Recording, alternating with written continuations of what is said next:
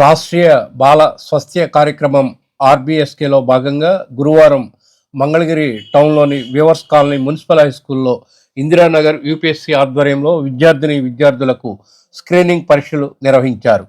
ఈ కార్యక్రమాన్ని RBSK state programme officer doctor Prashanth, PONCDT doctor Jayaramakrishna, programme అసిస్టెంట్లు doctor Lakshmi Prasanna, doctor Pavan, IT manager Shivashankar పరిశీలించారు.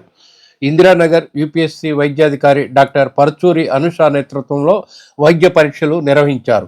స్క్రీనింగ్ పరీక్షలు నిర్వహించి అనారోగ్య సమస్యలు ఉన్నట్లు తేలితే గుంటూరు జీజీహెచ్లోని డైట్ సెంటర్కు పంపుతామని ఈ సందర్భంగా డాక్టర్ అనుష పేర్కొన్నారు.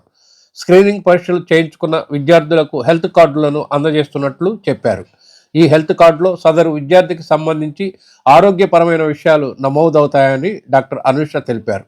ప్రతి విద్యార్థికి అబా ఐడిని క్రియేట్ చేసి ఇస్తామని చెప్పారు. తద్వారా ఏ వైద్యశాలకు వెళ్ళినా విద్యార్థి ఆరోగ్య సమాచారాన్ని సులభంగా తెలుసుకోవచ్చని డాక్టర్ అనుష ఈ సందర్భంగా పేర్కొన్నారు. బాల్యంలో వినికిడి లోపం, దృష్టి లోపం వంటి ఇతర సమస్యలను ముందస్తుగా గుర్తించేందుకు రాష్ట్రీయ బాల స్వాస్థ్య కార్యక్రమం ఉపయోగపడుతుందని ఆమె తెలిపారు.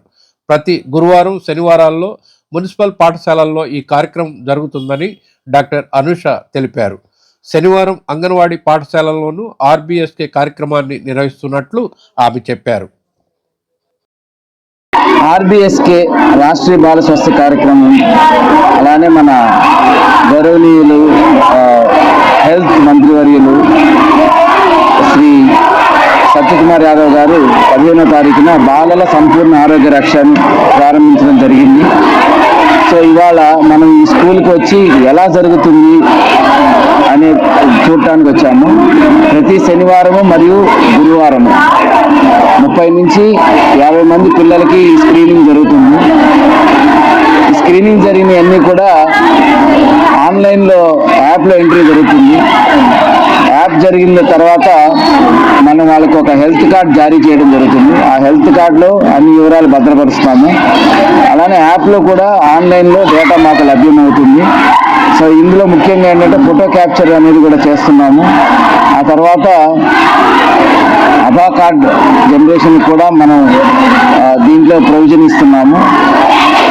ఈ డేటాను ఉపయోగించి మనకి ఏదైనా పిల్లలకి అనారోగ్య సమస్యలు ఉంటే డిస్ట్రిక్ట్ ఎర్లీ ఇంటర్వెన్షన్ సెంటర్స్ మన గుంటూరులో ఉంది, మన గుంటూరు జిల్లాలో, అలానే తెనాలిలో కూడా ఉంది. సో అక్కడికి పంపించడం జరుగుతుంది. పంపించిన పిల్లలకు కూడా సరైన చికిత్సలు ఇవ్వటము, తర్వాత దాన్ని ఫాలో అప్ చేయడం, ప్రతి పిల్లవాడిని కానీ పాపని కానీ ఫాలో అప్ చేయడం కూడా జరుగుతుంది. త్వరలో మనం ఈ బాలల సంపూర్ణ ఆరోగ్య రక్ష కింద పిల్లలని తీసుకురావటానికి ఏదన్నా బర్త్ డిఫెక్ట్, గ్రహణ ముర్రి, వంకర పాదాలు అలాగే ఏదన్నా ఉన్నా కూడా డెవలప్మెంటల్ డిలేస్ ఇలాంటి ఉంటే వాళ్ళ ట్రాన్స్పోర్టేషన్కి వెహికల్ కూడా సంపోర్చడం జరుగుతుంది. ఇవన్నీ కూడా DIC district early intervention centre దగ్గరికి తీసుకెళ్తారు.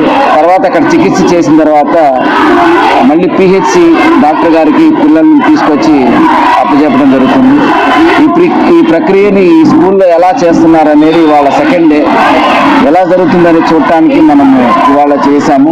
ఇప్పుడు దాకా 36 మంది పిల్లలకి మనకి స్క్రీనింగ్ జరిగింది ఏఎన్ఎం అండ్ ఆశా గారితో. సో ఆ తర్వాత వీళ్ళల్లో ఎవరైనా ప్రాబ్లమ్స్ ఉంటే వెంటనే మన మెడికల్ ఆఫీసర్ గారి పరిధిలోకి వాళ్ళ యాప్లోకి అవి వస్తాయి. మెడికల్ ఆఫీసర్ గారు యాప్ ఓపెన్ చేసిన తర్వాత తన పరిధిలోని పిల్లలు ఎంతమందికి అనారోగ్య సమస్యలు ఉన్నాయో వాళ్ళని మళ్ళీ చూసి వాటి తగ్గట్టు చికిత్సలు అందించటమా, ట్యాబ్లెట్స్ ఇవ్వటమా, లేదా డిఐసి సెంటర్కి పంపించటమా అనేది వారు చేస్తారు.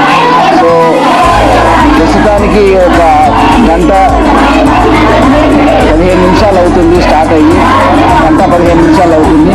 మనం 36 మంది పిల్లలకి ఇప్పుడు దాకా చేస్తున్నారు.